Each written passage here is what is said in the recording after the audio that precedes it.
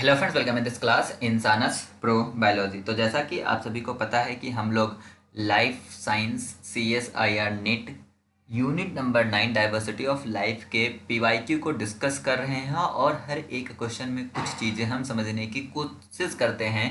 5-5 question मैं लेके आ रहा हूँ। इतने कम क्वेश्चन इसलिए आ रहे हैं क्योंकि आपका रिस्पॉन्स काफ़ी स्लो है। जैसा आपका रिस्पॉन्स आएगा वैसे ही आपको क्वेश्चंस मिलते रहेंगे। चलिए हम वीडियो को शुरू करते हैं।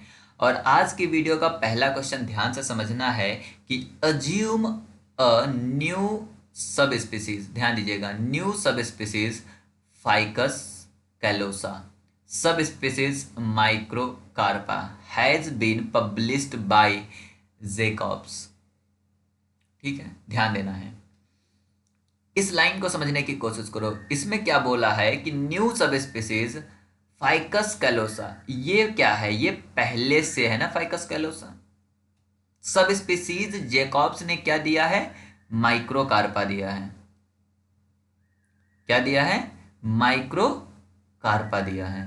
पहले से हमारे पास क्या है? फाइकस कैलोसा पहले से हमारे पास है। फाइकस कैलोसा सब स्पीसीज कैलोसा पहले से है। एक नया सब स्पीसीज माइक्रोकार्पा जेकॉब्स ने दिया है। तो इसको हम कैसे साइट करेंगे, दैट इज अ क्वेश्चन। तो चलिए हम यहाँ पे देखते हैं। पहला क्या है? Ficus कैलोसा and Ficus callosa sub species microcarpa जैकॉब्स। देखो, फाइकस कैलोसा सब स्पीसीज कैलोसा पहले से है। समझ गया मैंने क्या कहा? फाइकस कैलोसा सब स्पीसीज कैलोसा पहले से है, इसलिए ये आंसर नहीं होगा। दूसरा, Ficus callosa sub species microcarpa Jacobs and other it to be named sub species of the Ficus callosa. ऐसा नहीं है। फाइकस कैलोसा सब स्पीसीज कैलोसा पहले से, क्योंकि इन्होंने दिया है कि न्यू सब स्पीसीज माइक्रोकार्पा है, मतलब एक पहले से सब स्पीसीज होगा ना, वो होगा Ficus callosa sub species कैलोसा। Ficus callosa sub species कैलोसा जैकॉब्स। यहां पे ध्यान दीजिए, जैकॉब्स ने फाइकस कैलोसा सब स्पीसीज कैलोसा को नहीं, सब स्पीसीज माइक्रोकार्पा को खोजा है, तो इसलिए यह भी नहीं होगा। तो करेक्ट आंसर क्या होगा? Ficus callosa sub species callosa and Ficus callosa sub species microcarpa Jacobs, that is a correct answer. तो इस तरह के क्वेश्चन भी पूछे जाते हैं जिसमें कोई भी आपको प्रीवियस नॉलेज लगाने की जरूरत नहीं है। ऑन स्पॉट क्वेश्चन को ध्यान से समझने पे और कैसे साइटेशन देते हैं, कैसे नोमेनक्लेचर करते हैं, अगर ये दोनों आपको पता है, आप बहुत ही ज़्यादा इजीली ऐसे क्वेश्चन को डील कर सकते हो। बस आपको ध्यान देना है यहाँ पे क्या लिखा था। यहाँ पे न्यू स्पीसीज न लिखा होता तो आप सिंपल लिख देते फाइकस कैलोसा सब स्पीसीज कैलोसा या सब स्पीसीज माइक्रोकार्पा जेकॉब्स। बट यहाँ पे लिखा है न्यू सब स्पीसीज, इसका मतलब है कि एक सब स्पीसीज पहले से है जो कि फाइकस कैलोसा सब स्पीसीज कैलोसा होगा, जो पहले किसी साइंटिस्ट ने दे रखा है। बट जेकॉब्स ने नया स्पीसीज दिया, जो कौन सा है? माइक्रोकार्पा। चलिए हम लोग आगे मूव करते हैं। काफी इजी था ये क्वेश्चन, भी काफी इजी है क्योंकि इस क्वेश्चन के ऊपर कल वाली वीडियो में हम लोगों ने काफी डिस्कस किया था। ध्यान से देखते हैं क्या है। Among the following statement, which is a correct one that refers to the holotype? मैंने कहा था holotype क्या होता है? holotype हमारा वो स्पेसिमेन, सिंगल स्पेसिमेन होता है जिसके ऊपर हमारा पूरा का पूरा डिस्क्रिप्शन डिपेंड होता है। Original description of the species जिस सिंगल स्पेसिमेन पे डिपेंड होता है वो हमारा होलोटाइप होता है। इसके अलावा एक और होता है जिसे हम पैराटाइप कहते हैं, जिसमें क्या होता है, उसी जो ओरिजिनल टाइप सीरीज में होलोटाइप के अलावा जितने भी स्पेसिमेन होते हैं जिसके ऊपर थोड़ी बहुत डिस्क्रिप्शन बेस्ड होते हैं उसे हम पैराटाइप कहते हैं। और जो टाइप सीरीज का जो है, जिसमें नाम बेयरिंग टाइप सीरीज होती है, उसमें हम उसका एक और टाइप होता है जिसे हम सिन टाइप कहते हैं। प्रीवियस वीडियो में मैंने बता रखा है। और उसी में एक होता है आपका, जब आपका होलोटाइप मिसिंग हो या डिस्ट्रॉयड हो गया हो, तो जो हम एक नया स्पेसिमेन को डिजिग्नेट करेंगे एज अ नोमेनक्लेचर टाइप, तो उसे हम बोलेंगे लेक्टोटाइप। और जब आपके पास lectotype, holotype paratype type सब एब्सेंट हो तो एक नया टाइप स्पीसीज डिजिग्नेट करेंगे जिसे हम नियो टाइप कहेंगे। यहाँ पे क्वेश्चन होलो टाइप पूछा गया है और ध्यान से देखोगे तो यहाँ पे लिखा हुआ है अ सिंगल स्पेसिमेन और illustration upon which name is based and designated as the nomenclature type by the author. Author के द्वारा जो सिंगल स्पेसिमेन है जिसके ऊपर पूरा का पूरा हमारा इंफॉर्मेशन बेस है उसे हम होलो टाइप कहेंगे। ओके उसे हम होलो टाइप कहेंगे। ये जो आपका डी वाला ऑप्शन है ध्यान से देखोगे, सिंगल स्पेसिमेन डेजिग्नेटेड टू सब nomenclature type when all of the material on which the name of a tax on was based is missing. अगर क्या है ऑल ऑफ द टेक्सॉन, सारे जितने भी टाइप्स हैं सब मिसिंग हैं, तो ऐसे कंडीशन में जो हमारा सिंगल स्पेसिमेन जिसको हम डिजिग्नेट करेंगे that is a neo type होगा। ओके इसके अलावा एक और मैंने बात बोला था, होलो टाइप का जो डिफरेंट सेक्स होता है वो जो टाइप स्पेसिमेन होता है उसे हम एलो टाइप कहते हैं। चलिए हम लोग अगले क्वेश्चन पे चलते हैं। ये भी क्वेश्चन काफ़ी इजी क्वेश्चन है, इसमें बस आपको दो चीज़ें आपको पता होना चाहिए। एक आपको पता होना चाहिए कि ICZN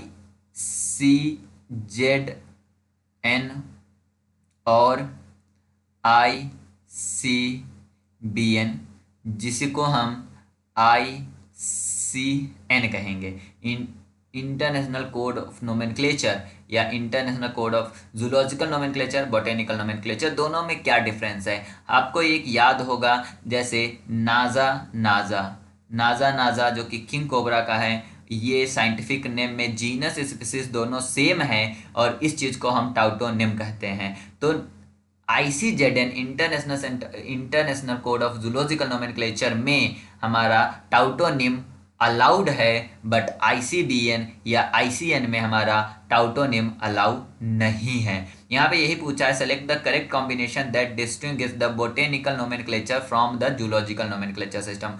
बोटेनिकल ICBN और ICZN को कैसे आप डिफर कर सकते हो, तो सबसे पहला अब्सेंस ऑफ द टाउटोनिम किसमें, बोटेनिकल नोमेनक्लेचर में होती है। तो ए यहाँ पे सब में दे रखा है, इसे आप कुछ नहीं बता सकते। दूसरा, presence of genus and species rank only. देखो चाहे आप ICZN की बात करो या ICBN की बात करो, दोनों में आपके पास जीनस स्पीसीज होता है, तो ये डिस्टिंग्विश फीचर तो नहीं है, तो ये दोनों आपके हट गए। तीसरा है absence of principle of coordination, या करेक्ट, प्रिंसिपल ऑफ कोऑर्डिनेशन जो है वो आपका ICZN में होता है, ICBN में नहीं होता है। प्रिंसिपल ऑफ कोऑर्डिनेशन का मतलब क्या है कि जो स्पीसीज सब स्पीसीज वाले जो हैं वो अगर आपने मतलब अगर इस सब स्पीसीज आप ढूंढ लिए हो तो ये माना जाता है कि मतलब उसके लिए सेपरेट नाम नहीं दिया जाता है in case of ICZN।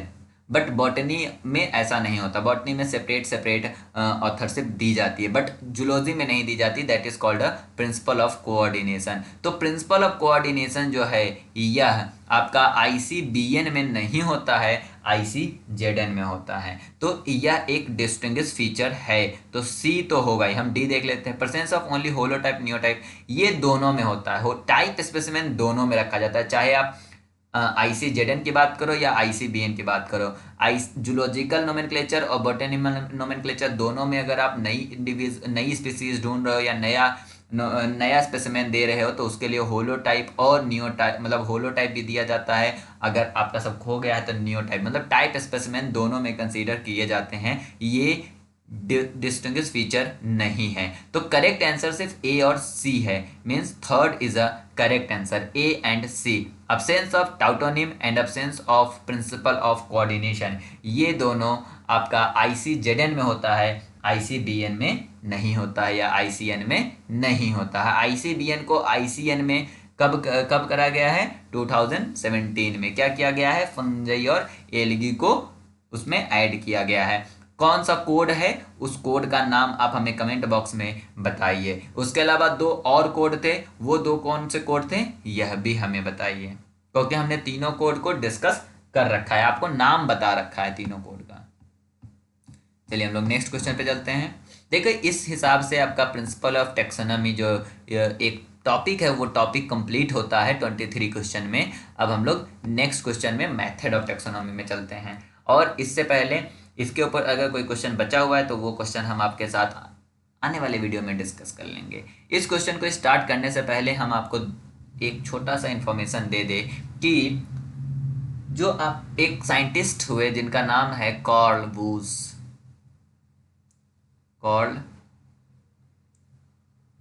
Whose, जो 1990 में थ्री डोमेन ऑफ लाइफ दिया। क्या दिया? Three domain of life. Three domain of life में इन्होंने पूरी लिविंग ऑर्गेनिज्म को 3 भागों में बांटा। एक है हमारा बैक्टीरिया, दूसरा है हमारा आर्किया, और तीसरा हमारा है यूकेरिया। देखो, इससे पहले आर.एच. विटकर हुए, और आर.एच. विटकर जो है 5 किंगडम क्लासिफिकेशन उन्होंने दिया था, जिसमें उन्होंने Monera, protista, fungi, Plantae and animalia ये दिया था। 5 किंगडम क्लासिफिकेशन आर.एच. विटकर ने दिया था। इस 5 किंगडम क्लासिफिकेशन में अगर हम मोनेरा को देखें तो मोनेरा को 2 भागों में बांटा गया। बाद में कार्ल बूज ने इस मोनेरा से 2 चीजें निकाला। एक को कहा बैक्टीरिया, दूसरे को कहा हमारा आर्की बैक्टीरिया।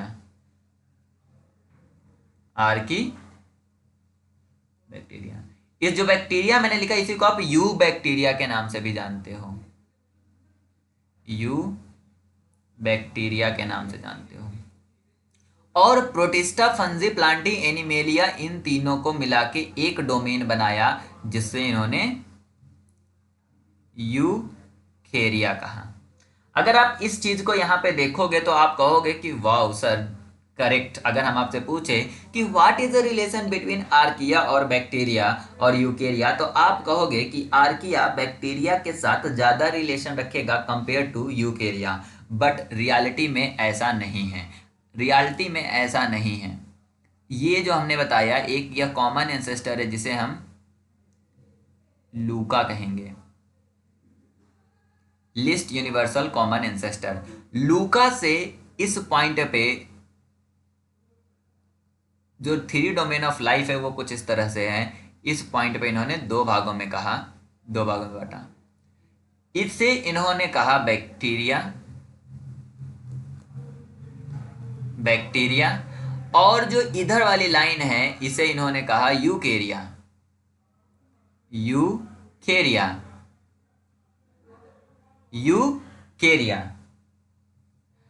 अब आपके पास बचा आर्की बैक्टीरिया या आर्किया। कहां रखोगे आर्किया को? बैक्टीरिया के पास, बैक्टीरिया वाले ब्रांच पे, या यूकेरिया वाले ब्रांच पे? That is a problem. But molecular phylogeny करने पे हमें पता चला कि जो आर्किया है वो बैक्टीरिया से ज्यादा यूकेरिया के साथ जीन को शेयर करता है। तो आर्किया को इन्होंने कहां पे रखा है? यूकेरिया वाले ब्रांच पे, और इसे थ्री डोमेन ऑफ लाइफ कहा गया। और ये जो three domain of life classification है ये बेस्ड है आपका 16S राइबो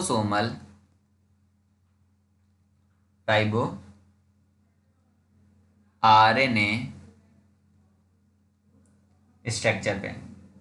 तो ये किस पे बेस्ड है? 16S राइबोसोमल RNA स्ट्रक्चर पे। याद रखिएगा। आपका कार्ल बूज का जो क्लासिफिकेशन है जिसमें थ्री डोमेन ऑफ लाइफ जो है, जिसमें बैक्टीरिया, आर्किया, यूकेरिया है या यूकैरियोट है, उसे किस बेस पे बांटा गया है? तो 16S राइबोसोमल RNA स्ट्रक्चर पे। तो करेक्ट आंसर इसका है आपका आरएनए किस पे बेस्ड है ये? आरएनए पे। 16S राइबोसोमल आरएनए पे बेस्ड है आपका थ्री डोमेन ऑफ लाइफ। चलो हम आगे चलते हैं। ये भी क्वेश्चन काफी इजी क्वेश्चन है, अगर आपने थोड़ा भी आपको टेक्सोनॉमी का ज्ञान होगा तो बता सकते हो। Taxonomy gives the equal weightage to all character under the study. देखो, इक्वल वेट की जैसे ही बात कही गई, मतलब आपने सब्जेक्टिविटी को हटा दिया। और सब्जेक्टिविटी को अगर आपको हटाना है तो आपको क्या करना होगा? सब्जेक्टिविटी को हटाने का सबसे अच्छा तरीका है कि किसी चीज़ को न्यूमेरिकल तरीके से रिप्रेजेंट करो। न्यूमेरिकल तरीके से रिप्रेजेंट करने पे आपकी सब्जेक्टिविटी रिड्यूस हो जाएगी। और न्यूमेरिकल तरीके से अगर आप न्यूमेरिकल तरीके से आप किसी चीज़ को अगर डिवाइड करते हो तो उसे हम न्यूमेरिकल टेक्सोनॉमी कहेंगे। तो जो आपका न्यूमेरिकल टेक्सोनॉमी है, इस टेक्सोनॉमी के अंदर सारे कैरेक्टर को इक्वल वेटेज दिया गया था। अगर हम बात करें कि ये न्यूमेरिकल टेक्सोनॉमी में होता क्या है, तो न्यूमेरिकल टेक्सोनॉमी में हम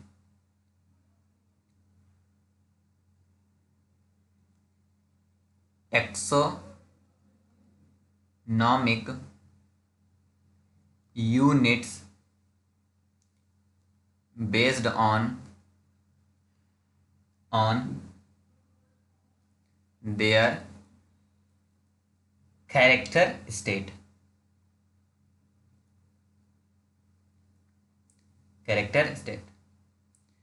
प्रेजेंट है या अब्सेंस है, प्रेजेंट है या अब्सेंस है, इस बात पे होता है। ठीक है, ये करा क्यों गया था? इसमें क्या खास बात है न्यूमेरिकल टेक्सोनॉमी में? All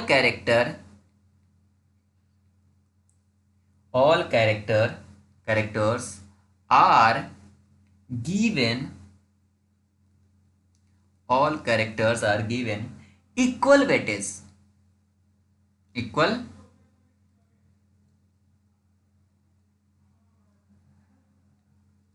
equal weightage. और क्या खास बात थी? क्यों करी गई थी ये न्यूमेरिकल एल्गोरिथम, क्यों यूज किया गया था? क्योंकि सब्जेक्टिविटी को रिड्यूस किया जाए। और टेक्सोनॉमी किस बेस पे थी? Taxonomy using numeric algorithm, numeric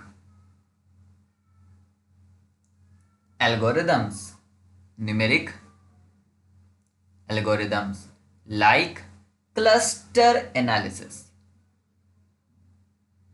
यहां पे याद रखना, क्लस्टर एनालिसिस किसके अंदर आता है? न्यूमेरिकल टेक्सोनॉमी के अंदर आता है, न्यूमेरिकल टेक्सोनॉमी के अंदर आता है। Chemo taxonomy means classification based on the chemical compound. Palaeo मतलब फॉसिल रिकॉर्ड के हिसाब से। ठीक है, पीलियो मतलब फॉसिल रिकॉर्ड के हिसाब से और कीमो मतलब केमिकल कंपाउंड के हिसाब से। Numerical taxonomy means numerical base के न्यूमेरिक एल्गोरिथम। क्यों? To reduce the subjectivity of the character. Maybe आपको मजा आ रहा होगा डाइवर्सिटी ऑफ लाइफ के PYQ को देख के। मजा आ रहा है तो वीडियो को लाइक कर लो, चैनल को सब्सक्राइब कर लो अगर नए हो तो, और अपने दोस्तों के साथ शेयर करो जिससे कि उनको भी प्रॉफिट हो सके। अकेले अकेले फ़ायदा लोगे, मज़ा नहीं आएगा। दोस्तों के साथ कभी कभी सहयोग करना चाहिए दोस्तों को। क्या पता आप डिस्कशन में इस क्वेश्चन को लाओ और डिस्कशन में आप और मजबूत कर लो, मे बी क्वेश्चन आ जाए, मे बी इस बार पूछ लिया जाए कि क्लस्टर एनालिसिस किस टेक्सोनॉमी में आता है? न्यूमेरिकल टेक्सोनॉमी में आएगा। ये पूछ लिया जाए कि कैरेक्टर स्टेट का इक्वल वेटेज छोड़, कैरेक्टर स्टेट को न्यूमेरिकल एल्गोरिथम किस में यूज होता है? न्यूमेरिकल टेक्सोनॉमी में आएगा। हो सकता है ये पूछा जाए केमिकल बेसिस पे टेक्सोनॉमी करेंगे तो कौन सा टेक्सोनॉमी होगा? कीमो टेक्सोनॉमी होगा। कुछ भी पूछा जा सकता है। मैं तुम्हें बहुत चीज़ें एक्स्ट्रा देता हूँ। फॉर एग्जांपल ये पूछ लिया जाए कि आर्किया किससे ज़्यादा संबंधित है, यूकैरियोटिक से या बैक्टीरिया से? डेफिनेटली यूकैरिया से करेक्ट है ज़्यादा। 5 किंगडम क्लासिफिकेशन में से किस किंगडम को हटाया गया था? मोनेरा को हटाया गया था। मोनेरा को स्प्लिट किया गया ना आर्किया बैक्टीरिया में। पूछ लिया जाए कि ICN और ICN और ICN में टाउटोनियम अलाउड है या नहीं? आंसर है नहीं है, क्योंकि ICN ही पुराना नाम ICBN है, ICN नया नाम है। ICN में प्रिंसिपल ऑफ कोऑर्डिनेशन है? नहीं है। क्यों? क्योंकि ये BN पहले BN था, नाम बदल दिया है ना। नाम बदल के आपसे सेम क्वेश्चन पूछा जाता है, आप कहोगे ये कौन सा नाम है, हमने तो कभी नहीं पढ़ा। टाउटोनियम क्या होता है ये पूछ लिया जाए, जब जीनस स्पीसीज दोनों सेम होती है टाउटोनियम कहलाता है। होलोटाइप, नियोटाइप, सिनटाइप, पैराटाइप, एलोटाइप, कुछ भी पूछ लिया जाता है, इलेक्ट्रोटाइप। आप बता पाओगे ना, अगर आप मेरे वीडियोस देख रहे हो तो डेफिनेटली ये छोटे छोटे क्वेश्चंस को आप डेफिनेटली आंसर दोगे। कोई गुंजाइश नहीं है कि गलत हो सके आपसे, नहीं गलत होगा, इतनी गारंटी मैं दे रहा हूँ। और जो टिफर की तैयारी कर रहे हैं उनके लिए तो भाई ये चैनल तुम्हारे लिए कह सकते हो कि सोने की मुर्गी है। डेफिनेटली ये चैनल तुम्हारे लिए सोने की मुर्गी है, अगर 2024 टिफर या 2025 टिफर की तैयारी कर रहे हो। 2025 तक इस पर फिजिक्स केमिस्ट्री भी सॉल्व हो चुके होंगे। अभी तो बस जनरल साइंस मैंने सॉल्व खत्म किया है और बायोलॉजी लाया हूँ। स्लो वीडियो इसलिए आती है क्योंकि तुम लोग इस पर रिस्पॉन्स ही नहीं देते। 8-9 मतलब लोग व्यूज़ देते हैं। I don't know, may be तुम्हें अच्छा मटेरियल मिल रहा हो यूट्यूब पे हमसे। कोई नहीं, चलो बाय बाय।